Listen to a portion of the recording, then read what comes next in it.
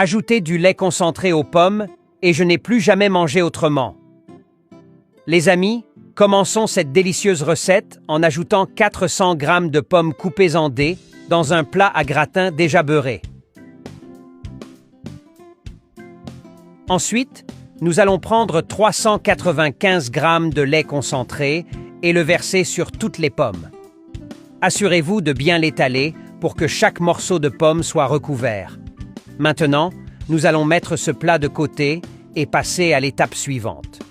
Dans un grand bol, nous allons ajouter 3 œufs entiers et 200 g de sucre. Mélangez bien jusqu'à obtenir un mélange homogène.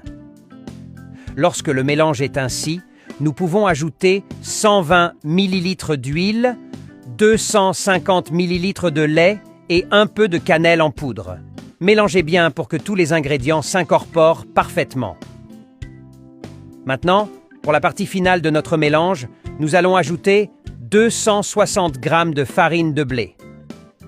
Laissez votre recette préférée dans les commentaires et partagez les astuces et conseils que vous utilisez pour rendre vos recettes encore plus spéciales.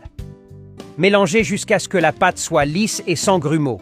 Et pour garantir que le gâteau monte bien moelleux, nous ajoutons une cuillère à soupe de levure chimique. Remuez délicatement pour incorporer la levure dans la pâte. N'oubliez pas de me dire de quelle ville ou pays vous me regardez pour que je vous envoie une salutation spéciale dans la prochaine vidéo. Aujourd'hui, la salutation va à Leonardo de Florianopolis. Merci beaucoup de regarder et de partager nos vidéos. Avec tout prêt, transférons ce délicieux mélange dans le plat qui contient déjà les pommes et le lait concentré.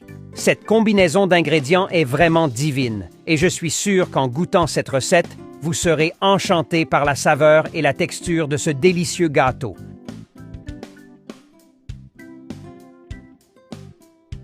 Nous allons le mettre au four préchauffé à 200 degrés Celsius pendant environ 45 minutes.